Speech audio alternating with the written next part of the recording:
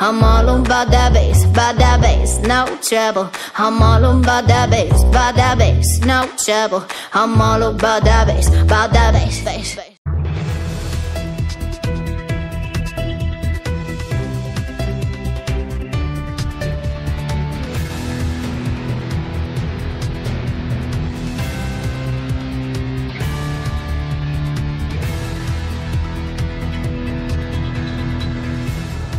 Bienvenue à tous. Ils sont l'avenir de notre pays, mais ont le sentiment d'être ignorés, marginalisés. Pour beaucoup, les jeunes sont les plus touchés par le chômage. Plus d'un jeune sur deux en ville est aujourd'hui sans emploi. Et pire, la détention d'un diplôme augmente désormais le risque de se retrouver au chômage. C'est le triste constat de la dernière enquête du HCP. 850 000 diplômés n'arrivaient pas à trouver du travail en 2016, alors que seuls 251 000 sans diplôme étaient au chômage. Une donnée effarante. Alors quel levier d'espoir pour la jeunesse marocaine? Le CNDH s'interroge sur cette problématique tout au long du Salon international de l'édition et du livre à Casablanca. Les décodeurs atlantiques aussi. Vos décodeurs ce matin, Amine Diori, bonjour. Bonjour Landry. Fidèle décodeur, vous êtes responsable PME chez Inforisque. Et un nouveau décodeur qui nous accompagne dès aujourd'hui, Nasser Ben Abdeljalil, bonjour. Bonjour. Vous êtes ex-banquier, aventurier, conférencier, entrepreneur. Je rappelle, un premier Marocain à avoir gravi l'Everest, et vous êtes ambassadeur d'Injaz Al Maghrib. En deuxième partie, nous parlerons de la CGEM qui part à la conquête des entrepreneurs marocains du monde. Vous en avez rencontré, Nasser. Le patronat lance une plateforme virtuelle pour les séduire, les pousser à investir davantage au Maroc. Alors à quoi s'attendre? Vous nous le direz. 55 77 6 TTC pour réagir par SMS, ou bien la page Facebook Les Décodeurs Atlantiques. C'est parti. Quel levier d'espoir pour la jeunesse marocaine, Amine Diori? Bon, je pense que le premier levier d'espoir, ça passe évidemment par l'éducation. Je lisais une étude très intéressante qui avait été faite par les Nations Unies et qui faisait la corrélation entre le sentiment de bien-être, donc pour des jeunes, les jeunes arabes de l'après printemps arabe.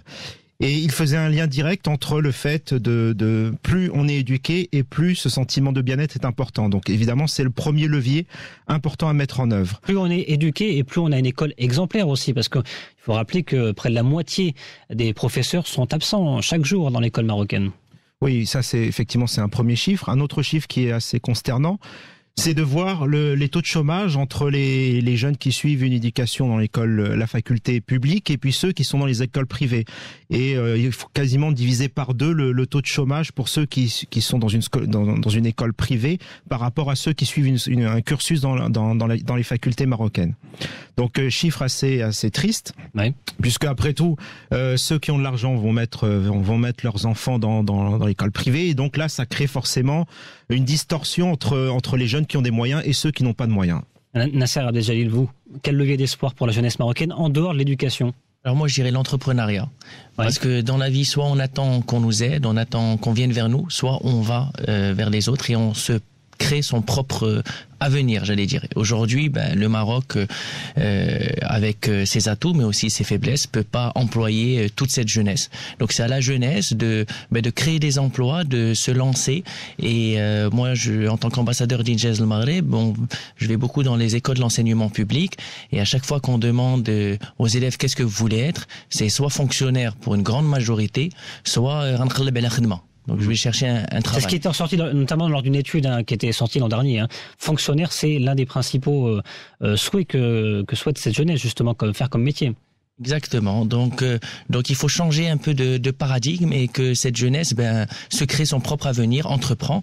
Et aujourd'hui, on a vu les dernières mesures de la CGEM encourage l'entrepreneuriat. C'est vraiment une voie que beaucoup de grandes entreprises, la SNI notamment aussi avec l'association Injaz Al Maghrib, essayent de promouvoir, mais dès le plus jeune âge, parce que c'est ça.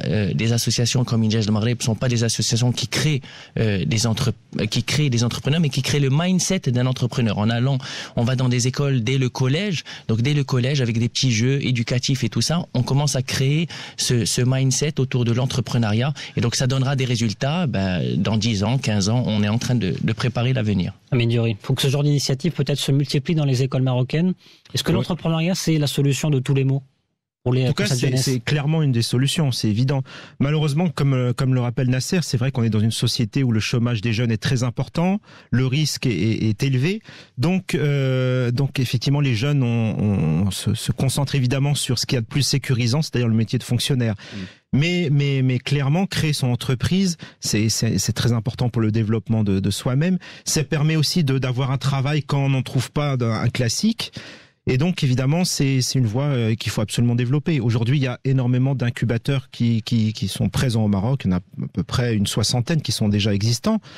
Malheureusement, aujourd'hui, les résultats ne sont pas encore là, puisqu'on n'a pas encore.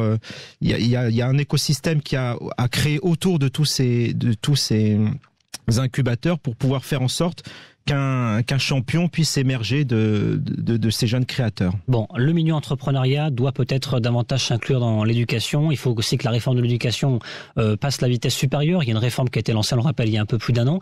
Est-ce qu'il y a aussi le paquet à mettre sur le tissu associatif comme vecteur peut-être de nouveaux liens sociaux pour cette jeunesse marocaine, Nasser Abdeljalil?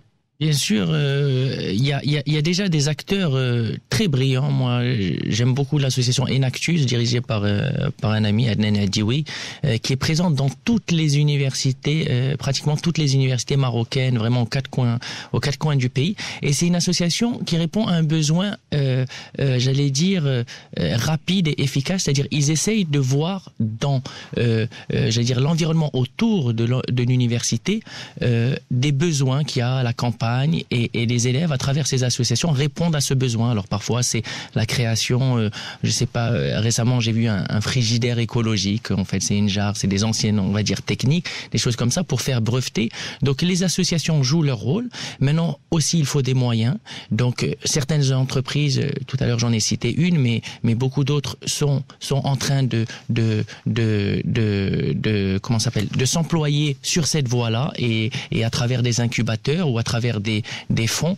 Je pense qu'on est en train de s'y mettre, mais encore une fois, je pense que le plus grand levier à dépasser, le plus grand verrou psychologique, c'est encore dans la tête, c'est que on n'est clairement pas à la base, on va dire, une société d'entrepreneurs. C'est pas dans notre culture. C'est un entrepreneur, c'est aussi quelqu'un qui prend des risques, qui sort de sa zone de confort, comme peut-être. Donc il y a un changement philosophique à faire déjà. Voilà, dès la base. exactement. Et c'est ça le plus dur, parce que après, une fois qu'on a des gens motivés à créer une entreprise, qui en veulent et tout, on aura évidemment statistiquement des réussites, des success stories. Bon, certaines qui auraient échoué. Tous les entrepreneurs ne réussissent pas, mais au moins ça va lancer ce mécanisme-là et ce processus-là. Ouais, beaucoup de commentaires sur la page Facebook Les Décodeurs Atlantiques sur finalement l'interrogation, quel bilan pour l'emploi des jeunes pour le gouvernement actuel, enfin on pourrait même dire gouvernement précédent puisque c'est un gouvernement de gestion des affaires courantes, mais on pourrait se poser la question, c'est vrai qu'il y a une stratégie d'intégration des jeunes dans l'emploi qui a été lancée il y a un peu plus d'un an et demi. Pour l'instant, force est de constater que dans les chiffres en tout cas, ça ne paye pas pour l'instant à Mignori. Oui, effectivement, on voit que tout ce qui est formation qualifiante, professionnelle ne donne pas d'emploi ne donne pas de résultats puisque le taux de chômage pour ces jeunes-là avoisine les 25%. Donc effectivement, c'est pas une réussite. Maintenant, on est obligé d'aller dans cette voie-là, c'est-à-dire qu'aujourd'hui, le Maroc s'est doté de plans sectoriels. Il a besoin pour alimenter tous ces secteurs de jeunes qualifiés qui ont une spécialisation, et donc on doit forcément aller dans cette voie. Maintenant, effectivement, on attend les premiers résultats. On avait Driss El Ghazami, le président du CNDH. Je rappelle que le CNDH organise tout au long du ciel un événement dédié justement sur la jeunesse et la promotion des droits. Ce matin, il était l'invité de 7h50. Il nous disait quoi ? Il nous disait ça serait peut-être une bonne idée de séparer le ministère de la jeunesse et le ministère des sports. Faire deux ministères séparés pour davantage focaliser des politiques sur uniquement la jeunesse. Vous en pensez quoi, vous, Nasser Abdeljalil, qui est un jeune et un jeune sportif ? Alors, dans l'absolu, c'est une bonne idée, mais je vais dire avec le pléthore de ministères déjà qu'on a, rajouter, nous on essaie j'aimerais bien qu'il y ait moins de ministères. Je sais pas si vous savez, mais en Chine, pour plus d'un milliard de personnes, ils ont 7 ministères. Ouais. Donc juste pour faire c'est pas forcément la référence au niveau en termes politique, de démocratie et de gouvernance peut-être. Mais ce que je veux dire, c'est que on a déjà beaucoup de ministères. Alors est-ce que rajouter encore plus de bureaucratie, un ministère en plus, des fonctionnaires en plus, je sais pas si c'est la meilleure idée. Mais c'est vrai que la jeunesse et le sport, je pense que ça peut être géré ensemble parce qu'il y a beaucoup de points communs. Parce que le sport, pour moi, une des grands axes de développement, c'est de développer le sport chez les jeunes et notamment le sport scolaire. Parce que le sport, vraiment, on ne devient pas des champions à 18 ans, 19 ans, on devient des champions à 12 ans, 13 ans. C'est là qu'on reconnaît les pépites. Donc je pense que c'est pour ça à la base que dans la majorité des pays, ces deux secteurs sont intimement liés. Et finalement, c'est intéressant ce que vous dites parce que ces jeunes aujourd'hui, ces jeunes Marocains qui sont à l'école, ces jeunes collégiens, ils ont quoi pour s'émanciper concrètement ? Si ce n'est quelques disciplines sportives, mais qu'on compte sur les doigts d'une main, alors que dans d'autres pays, justement, on compte peut-être une vingtaine, une trentaine, une quarantaine de pratiques sportives tout au long du parcours d'un enfant jusqu'à ses 18 ans, jusqu'à le bac en poche. Il y a une vraie question peut-être à creuser là-dedans. Vous parlez justement d'initiatives pour l'entrepreneuriat, pour doper l'entrepreneuriat. Il faut aussi des initiatives pour doper la pratique sportive, en tout cas l'émancipation, Amine Diouri ? Oui, tout à fait. Le sport est nécessaire pour le développement physique et mental de l'enfant. Moi, clairement, par rapport à la question que vous posiez précédemment, il n'est pas nécessaire de séparer les deux ministères. Ouais. Pour moi, clairement, c'est une question de moyens, de budget qu'on met à disposition du sport et de la jeunesse, enfin, de ce qui peut être fait au niveau de la jeunesse. Et à ce niveau-là, il y a énormément de choses. Il y a le sport, mais il y a aussi la culture de manière générale, la littérature, la culture, aller au musée, ce genre de choses. Tout ça, c'est important pour le développement de l'enfant. Oui. Et je fais aussi un autre lien vers un autre point qui était le tissu associatif. Le tissu associatif culturel, sportif, littéraire, c'est important. Enfin, il faut mettre des moyens là-dessus pour pouvoir avoir des jeunes qui s'émancipent justement. Et aujourd'hui, je pense que beaucoup de nos jeunes sont prêts. Il faut juste leur donner les moyens de le faire. Nasser Abdeljalil, concernant cette jeunesse qui est de plus en plus frappée par le chômage, certains parlent de bombe à retardement. Vous êtes d'accord avec cette expression ? Est-ce qu'il faut vraiment s'inquiéter ? Est-ce que vous avez peur pour cette jeunesse marocaine ? Pour moi, à la base, j'aime pas beaucoup les gens qui font peur aux sociétés. Je trouve que souvent c'est populiste. Donc, moi, je suis quelqu'un de très positif, de très optimiste. Là, ça fait maintenant bientôt 4 ans que je vais régulièrement dans les écoles, et c'est pour cela que je suis optimiste parce que je vois que les mentalités changent. Évidemment, il y a des jeunes qui ont pas d'espoir et moins d'espoir, et je les comprends parfois vu leur situation, vu d'où ils partent, on va dire. Mais il y a beaucoup d'initiatives. On voit de plus en plus aussi de Marocains à l'étranger. Je pense qu'on va en parler par la suite, de Marocains, des success stories à l'étranger qui ont réussi, qui ont des entreprises aujourd'hui, que ça soit dans tous les domaines. Mais je voudrais rajouter aussi quelque chose. Les jeunes ont besoin de modèles. Je pense que aussi dans notre société, on n'a pas assez de modèles, ou ces modèles-là ne vont pas à l'école à la rencontre des jeunes. Et aujourd'hui, si vous demandez à la majorité des jeunes leurs modèles, c'est des modèles importés, c'est des stars de foot qui jouent à Barcelone ou à Madrid, c'est des chanteurs du Moyen-Orient. Donc, je pense que c'est aussi un rôle que doivent jouer les sportifs marocains, les artistes marocains, les chefs d'entreprise marocains qui ont réussi à aller de plus en plus à l'école, faire des sessions, des conférences dans les écoles pour partager leur expérience. Nasser Abdeljalil, vous êtes ex-banquier, aventurier, conférencier, entrepreneur et ambassadeur d'Injaz Al Maghrib. Amine Diouri, responsable PME chez InfoRisk. Les deux décodeurs atlantiques reviennent à 9h36.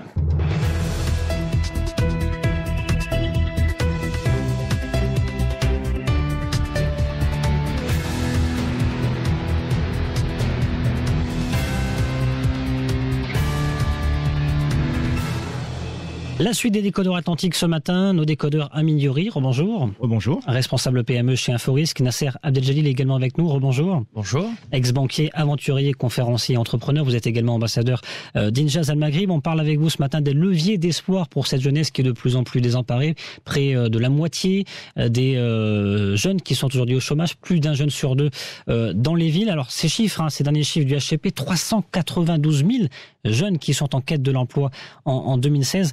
Ça devient de plus en plus difficile, Amine Diouri. Oui, complètement. Surtout que c'est un chômage de plus en plus long. Hein, oui, effectivement, le chômage long terme qui dépasse les 1 an, effectivement, là, atteint touche les 2/3 des chômeurs, ce qui est absolument gigantesque. Alors maintenant, le risque, c'est effectivement C'est un risque plutôt sociétal, j'ai envie de dire, plus que politique. La question qui se pose aujourd'hui, l'étude du PNUD le montre bien, c'est que il démontre bien que ces jeunes Marocains sont aujourd'hui tiraillés entre modernisme et conservatisme au niveau religieux. Oui. Et évidemment, l'éducation a un lien pour aiguiller ces jeunes dans une direction ou dans l'autre. Et effectivement, le risque qu'il y a à avoir beaucoup de jeunes aujourd'hui sans travail, au chômage et qui finalement ne font pas grand-chose, peut les aiguiller vers un extrémisme religieux qui peut être dangereux après pour notre société. C'est ça, à mon avis, le véritable risque. Nasser Abdeljalil. C'est vrai, Amine a raison. Après, moi je le disais encore une fois, ces jeunes, je pense que la principale des choses, c'est d'avoir un travail, d'avoir un emploi. On a vu aussi qu'il y a une grande partie de jeunes qui habitent encore chez leurs parents à 29 ans, oui. presque 80%. Dans une étude qui a été menée par le groupe HEM, exactement. Donc ça aussi, c'est un manque peut-être d'épanouissement et c'est vrai que s'ils avaient un emploi, s'ils arrivaient à être indépendants financièrement, que ce soit les hommes mais surtout aussi les femmes qui le sont encore moins, ils pourraient peut-être s'épanouir à l'extérieur de ce cercle familial et suivre aussi leurs passions ou j'allais dire des emplois qui leur plaisent, parce que souvent les jeunes, quand vous leur demandez ce qu'ils veulent faire, aujourd'hui ils n'ont pas trop le choix, ils essayent de trouver un emploi quel que soit il se trouve, où est-ce qu'il se trouve, et on a beaucoup de jeunes qui sont diplômés malheureusement et qui sont dans des secteurs complètement différents ou qui sont sous-rémunérés, j'allais dire, par rapport à leur qualification. Ouais. Une question de Faisal sur la page Facebook Les Décodeurs Atlantiques. Faut-il revoir la politique, s'il y en a une, d'orientation aujourd'hui pour les jeunes au sein de l'école, Amine Diori? C'est ça qu'il y a peut-être un problème. Déjà, quand on sait qu'une grande partie des jeunes pensent à être fonctionnaires, oui, non, bien sûr, il y a une problématique énorme ici à corriger. Oui, mais ça, c'est lié à la situation des jeunes aujourd'hui par rapport au chômage. C'est vrai qu'il y a une grande peur de ne pas pouvoir travailler. Et effectivement, le fait d'être fonctionnaire, ça représente une sécurité pour le jeune, mais aussi pour sa famille. Donc, je comprends tout à fait que ce soit une voie naturelle vers laquelle s'orienter. Ça, à mon avis, même n'importe quelle orientation n'y changera pas grand-chose. À mon avis, un des principaux problèmes, c'est plutôt aujourd'hui, pour un jeune qui est rentré à l'école primaire, combien ressort avec le bac? C'est ça la véritable question. Il y en a très peu finalement qui vont s'orienter vers les études supérieures. C'est plutôt là-dessus qu'il faut poser sa réflexion et voir comment on peut améliorer ce pourcentage de jeunes qui obtient un bac en fin de cursus. Ouais, même si, on le rappelle encore une fois, il y a de plus en plus de diplômés ont du mal à trouver un emploi. Alors il y a cette réforme de l'éducation qui est en cours, avec une particularité, c'est qu'on veut augmenter la place de l'anglais et aussi du français au sein du collège et de l'école primaire. Ça, c'est une bonne nouvelle pour l'émancipation, Nasser Abdeljalil? Définitivement, les langues étrangères. Moi, je me rappelle d'une récente conférence avec le ministre Daoudi dans une grande école d'ingénieurs marocaine. Ministre de l'enseignement supérieur. Exactement, qui demandait dans la salle qui parlait anglais, dans une salle d'ingénieurs, donc d'une des meilleures universités d'ingénieurs au Maroc. Il y a peut-être 3 mains qui se sont levées. Il leur a dit, pour moi, vous n'êtes pas des ingénieurs. Parce qu'il leur a dit aujourd'hui, toutes les revues scientifiques, tous les articles à l'étranger se font en anglais. 80% des articles, je pense, scientifiques, j'avais lu, se faisaient en anglais. Oui. Donc c'est sûr que si on n'a pas ces langues étrangères, et notamment, encore une fois, malgré qu'on ait ce passé, j'allais dire, francophone, et le français est cet beaucoup plus... Voilà, de langue française. Voilà, exactement. L'anglais aujourd'hui paraît nécessaire et une troisième langue inévitable, quel que soit le domaine où vous voulez travailler, parce que ne serait-ce même sur les réseaux sociaux, dès que vous vous mettez sur les réseaux sociaux pour vous informer sur des sites mondiaux, pour vous informer dans votre secteur, la majorité des articles sont en anglais. On avait une proposition d'un responsable politique la semaine dernière sur Atlantique Radio qui me disait un service paramilitaire pour les jeunes, peut-être comme solution pour les réorienter. Favorable, pas favorable, c'est peut-être un point qui peut être discuté, qui peut monter dans les discussions au sommet de l'État, Amine Diori? Oui, c'est une idée intéressante. Bon, maintenant, je ne vois pas en quoi ça va améliorer la situation de l'employabilité des jeunes. Certes, c'est intéressant, il y a toujours besoin effectivement de un service militaire est intéressant en matière de l'ordre, de maintien du patriotisme, etc. Ouais. C'est une idée intéressante. Maintenant, je vois pas en quoi ça va régler le problème de l'emploi. Ouais. Nasser Abdeljalil ? Moi, je serais plus pour des activités artistiques, les intéresser plutôt par des ateliers artistiques, gratuits. Je suis sûr qu'il y a beaucoup d'associations qui s'ouvriraient, beaucoup d'écoles. Moi, je dis déjà, il faut faire avec ce qu'on a. On a des écoles qui sont fermées le week-end. Ouvrons-les pour utiliser leur salle de sport, pour utiliser peut-être leur laboratoire, leur salle, encore une fois, pour des ateliers de peinture, par exemple. Donc, utilisons déjà ce qu'on a, ça serait déjà pas mal, et on occuperait ces jeunes pendant leur temps libre, on occuperait ces chômeurs à faire peut-être autre chose le temps qu'ils trouvent un emploi, encore une fois. Allez, dans un instant, on va parler de la CGM qui part à la conquête des entrepreneurs marocains du monde. Le patronat qui lance une plateforme virtuelle pour les séduire, les pousser à investir davantage au Maroc. On sait que les investissements directs étrangers ont baissé l'an dernier. Alors, à quoi s'attendre avec cette initiative qualifiée d'historique par la CGM? On en parle, mais juste avant, la séance coup de gueule, coup de cœur. Coup de cœur, coup de gueule. On commence avec vous, Amine Diori, un coup de gueule, un coup de cœur aujourd'hui? Alors, ce sera un coup de cœur. C'est une information ce week-end qui m'a fait sourire, enfin surtout hier. C'est lié à François Fillon, donc le candidat républicain pour la présidentielle en France. Il y a encore quelques mois, lors de l'élection pour la primaire de droite, il se définissait comme chrétien et gaulliste, et il avait cité cette fameuse phrase: est-ce qu'on imagine une seule seconde que le général de Gaulle puisse être mis en examen? On sait ce qui est arrivé depuis, les emplois fictifs supposés de son épouse et de ses enfants. Et donc hier, donc en bon chrétien, il se rend à l'église à l'île de la Réunion, et par chance ou malchance, le prêtre a choisi donc un passage particulier de l'évangile de Saint Matthieu, et qui se rapporte assez bien à cette situation politique. Alors je lis le passage. Accorde-toi vite avec ton adversaire pour éviter que ton adversaire te livre au juge et qu'on te jette en prison. Amen, je te le dis, tu ne t'en sortiras pas avant d'avoir payé jusqu'au dernier sou. On imagine que François Fillon, en ayant entendu ça, se soit dit que Dieu était aussi contre lui. Il est resté de marbre en tout cas. On a vu les images, puisqu'il était filmé évidemment par les chaînes de télévision françaises et étrangères. Il est resté de marbre par rapport à ça. Ouais. Nasser Abdeljalil, un coup de gueule, vous, un coup de cœur sur l'actualité? Bon, pour rester sur la politique, mais cette fois chez nous, plus un coup de gueule avec ce gouvernement qui veut pas voir le jour, et ces conseils nationaux qui se succèdent, que ce soit celui du PJD ou notamment celui de l'Istiqlal, qui est en train d'imploser environ quelques cadres de l'Istiqlal. Donc oui, coup de gueule, parce que je pense que tous les Marocains en ont marre et veulent un gouvernement le plus rapidement possible pour continuer à avancer. Ça fait déjà presque maintenant plusieurs mois, 5 mois. Ouais, 5 mois déjà pour ce gouvernement qui a du mal à être formé, et on espère un débouché très rapidement. 9h45 sur Atlantique Radio, place à notre deuxième sujet dans les décodeurs Atlantique. Et on parle de la CGM ce matin qui part à la conquête des entrepreneurs marocains du monde. C'est une surprise, personne ne s'y attendait. On aurait pu se dire pourquoi pas plus tôt. Également, conférence de presse donc la semaine dernière, fin de semaine dernière, par le patronat, la Confédération générale des entreprises et entrepreneurs du Maroc. Le patronat va lancer une plateforme virtuelle pour les séduire, les pousser à investir davantage au Maroc. Alors, à quoi s'attendre? C'est le sujet qu'on va développer ce matin. D'abord, peut-être sur cette plateforme virtuelle, est-ce qu'on en sait un peu plus ce matin, Amine Diori? Est-ce qu'on sait à quoi elle va ressembler et quels sont ses objectifs? Alors, comme vous l'avez dit, les objectifs de cette plateforme, enfin de cette politique en tout cas, va être d'orienter les investissements des entrepreneurs marocains, de la diaspora marocaine à l'étranger. On en a besoin, effectivement. C'est eux qui ils créent énormément d'emplois au Maroc. Oui. Alors, pas de chiffres précis, on n'est pas capable de dire précisément combien ils créent d'entreprises au Maroc aujourd'hui.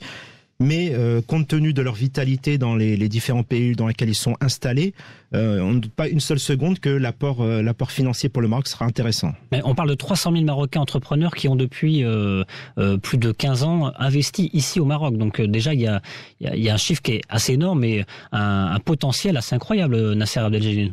Exactement, et il y a des pays qui s'en sortent grâce à leurs investisseurs étrangers. On va prendre le cas du Liban. Il y a pratiquement autant de Libanais à l'extérieur qu'à l'intérieur du Liban. Et les Libanais, je peux vous dire qu'à l'extérieur, investissent beaucoup dans leur pays et sont très patriotiques, encore plus même, j'allais dire, communautaristes, parce qu'il y a plusieurs communautés au Liban. Donc j'aimerais bien, on aimerait tous évidemment que les Marocains de l'étranger, et grâce à ces mesures de la CGEM, jouent le même rôle au Maroc, et on a une chance parce que c'est que comme les Libanais, les Marocains sont très patriotiques, et lors d'un sondage fait par le ministère des Marocains à l'étranger, on a vu qu'ils étaient très attachés, même le ministère était étonné d'un tel attachement à leur pays pour des Marocains qui sont de deuxième génération, dont les parents se sont installés en Hollande, qui parlent parfois même pas l'arabe ni le français évidemment. Donc on le voit aujourd'hui, on peut le voir même dans notre équipe nationale, sur la majorité des joueurs. Je les avais rencontrés à Marrakech, ils parlaient pas arabe, il y en avait presque aucun, je leur ai parlé en arabe, presque aucun n'a Mais il y a cet amour du maillot. Mais il y a cet amour du maillot, et même plusieurs générations le voient encore. Il y a des joueurs qui pourraient jouer dans des sélections étrangères, donc à un plus haut niveau on va dire, et qui choisissent le maillot national. Donc il faut qu'on saisisse cette opportunité, et grâce à ces mesures-là, grâce aussi à une meilleure gouvernance, parce que on l'a vu dans des affaires immobilières au nord du Maroc, dans l'est du Maroc et tout, parfois ces Marocains en profitent en fait qu'ils ne soient pas là, qu'ils soient loin de leurs affaires, pour un petit peu profiter d'eux. Donc ça sera aussi le travail de la CGEM, c'est aussi une meilleure gouvernance, et essayer de vraiment écarter les mauvaises pratiques, on va dire. Travail de la CGEM, travail des politiques également, puisque là vous parlez de la spoliation foncière qui a eu lieu, dont le roi s'est manifesté, on le rappelle, fin décembre dernier, avec une lettre envoyée au ministère de la Justice sur ce dossier. Il faut rassurer ces Marocains résidant à l'étranger le plus possible sur justement ce qui se passe au niveau de la liberté d'entreprendre et de la liberté justement d'achat ici au Maroc, Amine Diouri. Oui, tout à fait. Ces gens, effectivement, ces Marocains ont l'habitude de travailler dans des pays dans lesquels, effectivement, il y a un système juridique qui est parfaitement en place, un système entrepreneurial qui les guide. Il faut leur montrer qu'au Maroc, on a la même chose, qu'on a des lois qui régissent le cadre commercial, qu'on a des infrastructures qui sont très bénéfiques pour le développement d'activités. Donc vraiment le cadre idéal pour créer une entreprise. Maintenant, je pense qu'ils ont aussi besoin, et surtout, d'informations. Ouais. C'est-à-dire qu'ils ne connaissent pas le cadre marocain, le cadre légal en tout cas. Et l'idée, c'est vraiment de leur démontrer qu'il y a des structures auto-entrepreneurs, des sociétés, qu'il y a des aides à l'accompagnement pour ces créateurs, et que grâce à cette nouvelle plateforme, justement, leur montrer qu'ils peuvent créer en toute sécurité.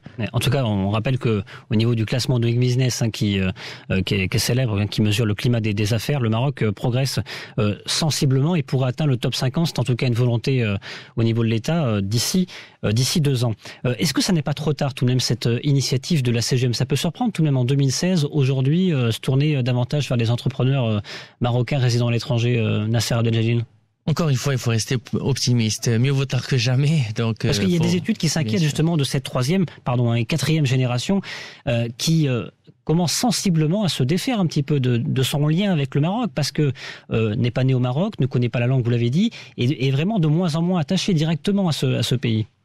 C'est vrai, je ne sais pas si peut-être dans les décennies auparavant, peut-être c'était un choix politique aussi de ne pas les impliquer. On voit que aujourd'hui un Marocain d'étranger ne vote pas encore, oui. Donc il y a beaucoup de partis qui militent pour le vote de ces Marocains à l'étranger. Moi, je pense que ça serait un pas en avant pour les intégrer encore plus. On rappelle que c'est inscrit dans la Constitution. Voilà, mais ça n'a pas été encore, ça n'a pas été encore acté. Donc ça aussi, c'est une inconnue pour tout le monde, et je pense que c'est pour ça qu'il y avait un petit peu des freins au vote des Marocains à l'étranger. Mais j'espère que ça verra le jour lors des prochaines élections. Amine Diouri. Oui, je pense que ce lien, malgré les différentes générations qui passent, reste très fort, indéfectible pour le Maroc.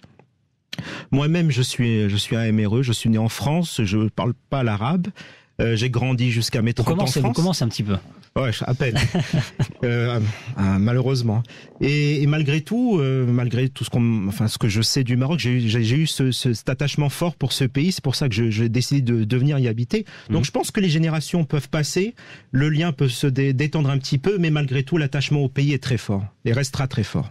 Grâce, peut-être aussi, en plus, on est aidé par les politiques aujourd'hui européennes, américaines, où ces Marocains, malheureusement, sont pas bien intégrés aussi dans leur pays d'origine. C'est vrai, quand vous voyez aux États-Unis des Indiens de 2e, 3e, ou même des Asiatiques, des Chinois, quand vous leur demandez where are you from, ils te disent USA. Ouais. Alors que, parce qu'ils ils se sentent intégrés, c'est l'esprit américain, ils sont un Marocain, même en France, on voit parfois les paroles de Benzema qui joue en équipe nationale française et qui sont un peu algériens encore, enfin même un peu beaucoup. Ouais. Donc c'est peut-être aussi prenons ça comme une opportunité. Ces gens-là, c'est aussi pour ça qu'après une 2e ou 3e génération, ils sont encore attachés à leur pays parce que là-bas, malheureusement, ils se sont pas bien intégrés. Ouais, donc il faut vraiment que au côté politique, ça s'accélère peut-être ce dossier d'intégrer des Marocains résidant à l'étranger, en tout cas dans le vote aux législatives, et pourquoi pas des députés MRE, comme c'est le cas en France. On va assister courant juin aux 2e élections des députés de Français à l'étranger avec des zones par continent. En tout cas, c'est une nécessité absolue aujourd'hui, le fait d'intégrer des jeunes entrepreneurs marocains, de les attirer de plus en plus vers ici. Sans eux, qu'est-ce qu'on pourrait faire? On peut aussi se poser la question à l'envers, peut-être, Amine Diouri. 300 000 entrepreneurs sur une quinzaine d'années qui sont venus investir au Maroc, ça n'est pas rien. C'est un potentiel de 5 millions. Ouais, c'est un potentiel de 5 millions. Donc effectivement, le potentiel est gigantesque. Alors ce qu'ils peuvent amener de plus, j'ai envie de dire, c'est plutôt c'est surtout le montant investi. Parce que je rappelle une étude que j'avais faite sur l'entrepreneuriat marocain qui disait que 50% des entreprises créées au Maroc se faisaient avec un capital social de moins de 10 000 dirhams. Ouais. Donc un capital social très faible. On peut imaginer que les Marocains résidant à l'étranger et qui veulent créer leur entreprise au Maroc auront peut-être davantage d'idées, davantage de moyens à mettre en place, et ça peut être que bénéfique pour notre économie. Nasser Abdeljalil, pour conclure. Définitivement, c'est une chance pour le Maroc, tous ces Marocains à l'étranger, et une chance d'abord, souvent des Marocains très qualifiés, un haut niveau d'études, mais aussi une manne financière, des investissements. Ils sont prêts à investir dans notre pays, donc je pense qu'il faut leur ouvrir les bras et les inviter. J'espère qu'ils feront tous le choix qu'a fait Amine en rentrant ou en investissant au moins de là-bas. Oui, et puis on attendra bien sûr les résultats de cette première année pour ce portail virtuel de la CGM qui part donc à la conquête des entrepreneurs marocains du monde. Merci beaucoup, messieurs. Nasser Benaljalil, ex-banquier, aventurier, entrepreneur, ambassadeur d'Injaz Al Maghrib. Amine Diouri, responsable PME chez Inforisque. À très bientôt sur Atlantique Radio. À bientôt. Merci. Vous restez avec nous dans un instant. Les décodeurs, les experts atlantiques, pardonnez-moi, avec Fessat Allaoui. C'est à partir de 10h10, votre émission citoyenne. Vous connaissez le numéro de téléphone, le 05 22 95 36 70, 05 22 95 36 70 ou bien 80 à la fin. À 10h, le point info en langue arabe avec Mourad Baba. Excellente matinée.